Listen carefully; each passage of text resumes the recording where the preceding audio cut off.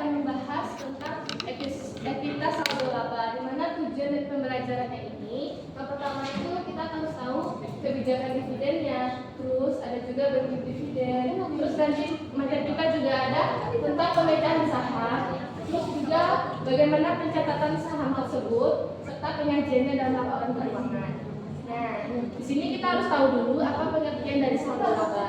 Nah, di sini saldo laba itu merupakan akumulasi hasil usaha periodik yang memperhitungkan kebagian dividennya, dividen koreksi laba periode lalu, dan reklasifikasi plus evaluasi aset tetap. Nah, dalam artian saldo laba ini merupakan saldo laba yang masih ditahan di perusahaan yang belum dibagikan dividennya kepada pemilik saham. Nah, di sini tuh ada komponen-komponen tentang ekuitas pemegang saham tersebut. Nah, di sini tuh ada modal saham. Modal saham ini kita gunakan untuk mencatat saham yang ada di perusahaan. Nah, jika ada penanaman saham tersebut, maka yang akan kita catat sebagai suatu currency, yaitu nilai nominalnya dikali jumlah lembar berada dari saham tersebut. Nah, kedua itu ada yield saham. Nah, yield saham itu merupakan selisih harga jual di atas nilai nominal saham. Nah, sehingga ini merupakan keuntungan dari penjualan saham kita tersebut. Nah, jika ada kerugian, misalnya nilai nominalnya di bawah nilai pasar, maka itu merupakan disadil dari saham tersebut. Nah, yang ketiga itu ada saldo laba. Saldo laba ini dapat kita cari dengan laba ditahan ditambah laba atau rugi tahun berjalan. Nah, kalau jika memperoleh laba maka ditambahkan, jika rugi maka dikurangkan dari laba ditahan kita tersebut. Terus yang keempat itu ada namanya saham treasury. Nah, ini merupakan saham yang dibeli kembali oleh perusahaan, yang dimana perusahaan sudah menjual sebelumnya kepada perusahaan lain, akan tetapi dengan tujuan baru, bisa jadi perusahaan tersebut membeli lagi kepada perusahaan tersebut. Nah, terus di sini itu kita dapat mencari nilai dari saldo laba akhir kita, yang mana kita dapat menambahkan saldo laba awal ditambah laba bersih dikurang dividen yang dibagikan. Nah, jika ada rugi maka akan mengurangi dari saldo laba awal kita ini. Nah, baik, untuk materi selanjutnya akan dijelaskan oleh Febrinis Rizkywan. Baik, saya akan menjelaskan tentang kebijakan dividen. Kebijakan dividen ada beberapa komponen. Yang pertama, stabil dividen policy. Dividen tetap per saham setiap periode memberikan kepastian bagi investor. Ini yang dimaksud. Dividen tetap per saham setiap periode meski laba fluktuatif, keuntungan, kepastian bagi investor retail, sinyal stabil perusahaan. Resiko saat laba rendah bisa tekan likuiditas. Yang selanjutnya, low regular plus extra. Dividen reguler rendah plus dividen ekstra saat laba tinggi. Di sini dividen dasar rendah tiap per saham plus ekstra saat laba surplus. Fleksibel, cocok perusahaan seperti manufaktur. Selanjutnya, constant payout ratio, persentase tetap dari laba bersih dividen berfluktuasi sesuai laba. Selanjutnya, residual dividen policy, dividen dari sisa laba. Rumus dividen sama dengan laba bersih dikurang retained earnings untuk proyek. Ideal untuk perusahaan ekspansi cepat, tapi investor kurang suka. Selanjutnya, bentuk-bentuk dividen. Bentuk-bentuk dividen di sini ada beberapa komponen. Yang pertama, dividen cash. Dividen cash ini adalah bentuk dividen yang paling umum di masa perusahaan membagikan uang tunai langsung kepada pemegang saham. Dividen ini biasanya diberikan jika perusahaan memiliki kas yang cukup. Kedua, dividen saham.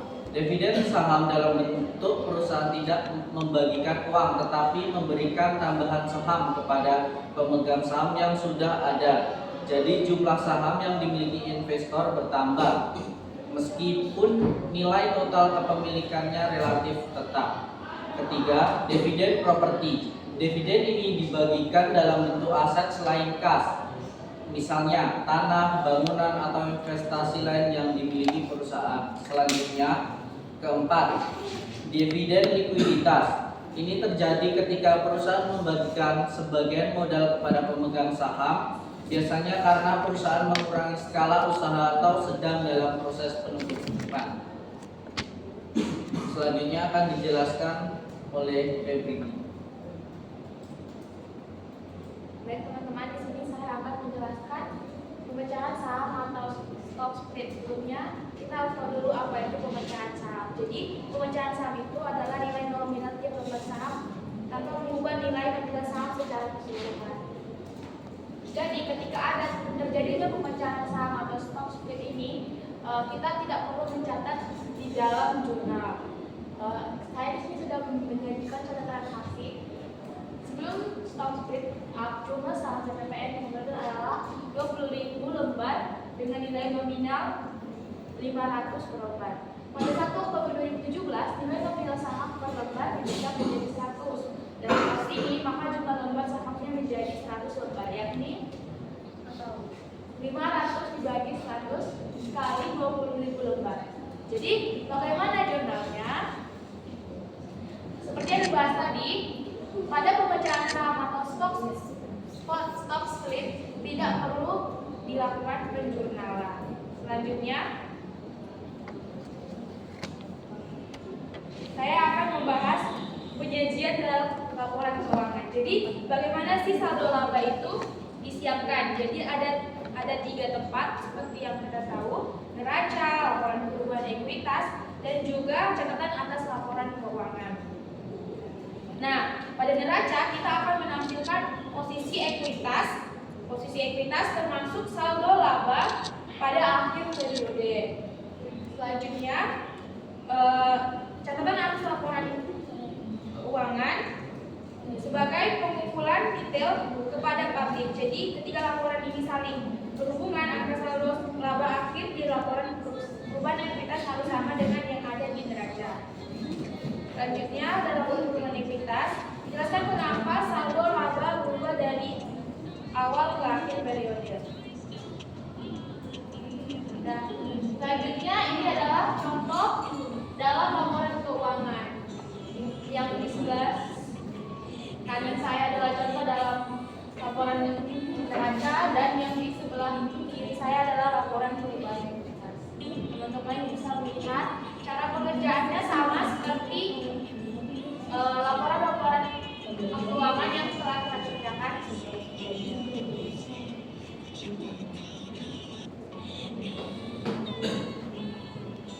Baiklah teman-teman, dari kelompok 12 telah selesai melakukan presentasi. Apakah dari teman-teman ingin bertanya? Untuk kelompok lainnya silakan bertanya.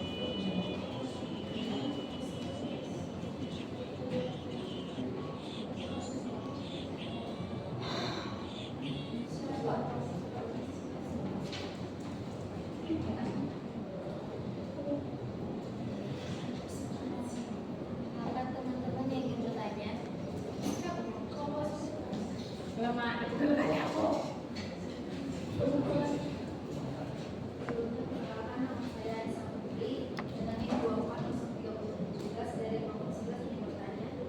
Bagaimana cara menghitung saldo laba akhir dan apa saja yang mempengaruhi perubahan?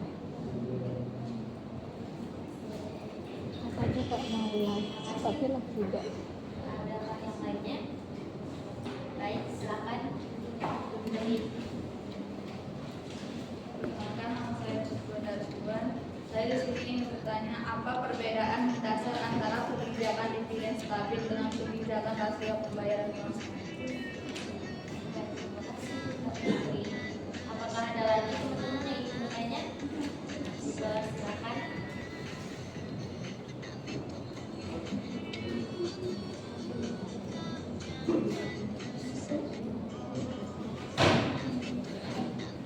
Perkenalkan, nama saya Muhammad Irfan, saya 120226 dari kelompok 4. Saya ingin bertanya, sebutkan 3 tempat penyajian ekuitas dalam laporan keuangan dan jelaskan keterkaitan antar laporan tersebut.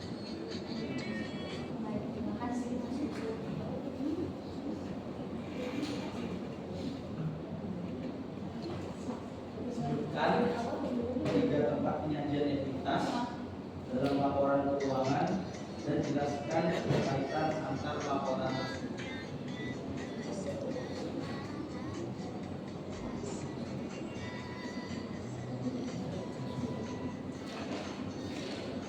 Apakah ada yang ingin menanyakan lagi, teman-teman? Cukup?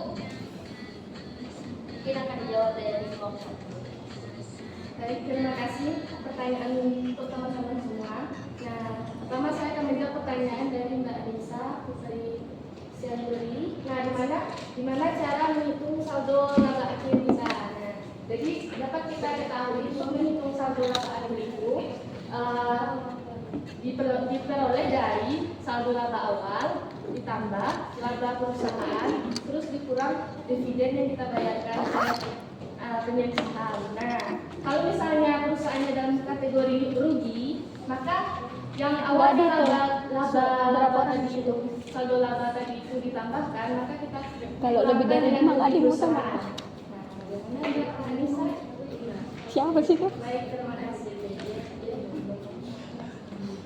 Baik, saya akan menjawab pertanyaan dari saudari Putri Hasibuan. Apa perbedaan mendasar antara kebijakan dividen stabil dengan kebijakan rasio pembayaran konstan? Perbedaan utama terletak pada kepastian jumlah yang diterima investor dan dasar perhitungannya. Stabil dividen, perusahaan memberikan jumlah dividen per saham yang tetap setiap periode. Keuntungannya adalah memberikan kepastian dan kepercayaan bagi investor meskipun laba perusahaan sedang berfluktuatif.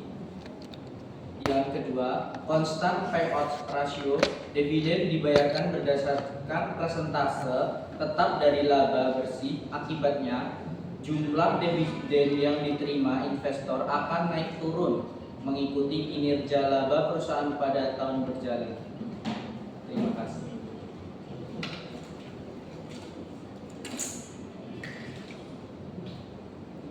Baik, selanjutnya saya akan menjawab pertanyaan dari saudara Yusuf dengan pertanyaan di mana posisi ekuitas tercatat dan apa saja keterkaitannya. Jadi perubahan ekuitas disajikan dalam bentuk laporan keuangan yang saling terhubung, yaitu neraca untuk menampilkan posisi saldo laba pada akhir periode di bagian ekuitas pemegang saham. Selanjutnya di laporan perubahan ekuitas untuk memberikan rincian penjelasan mengapa saldo laba berubah dari awal hingga akhir periode, dan juga catatan laporan keuangan atau CLK untuk memberikan pengungkapan detail secara publik mengenai kebijakan dan amanat tersebut. Keterkaitannya, angka yang tercantum dalam laporan keuangan perubahan ekuitas harus sama dengan angka saldo laba yang ada di neraca. Jadi, apakah saudara Yusuf sudah menjawab itu ya?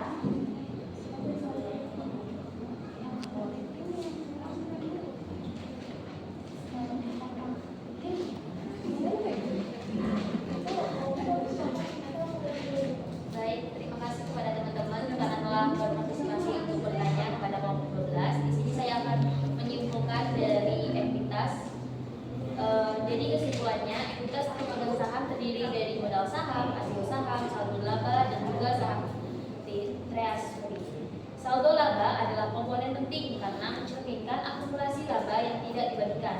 Kebijakan dividen perlu dipilih dengan cermat dan bentuk dividen bisa beragam. Pemecahan saham tidak memerlukan jurnal. Semua perubahan dicatat dan disajikan dalam neraca, laporan perubahan ekuitas, serta catatan atas laporan keuangan.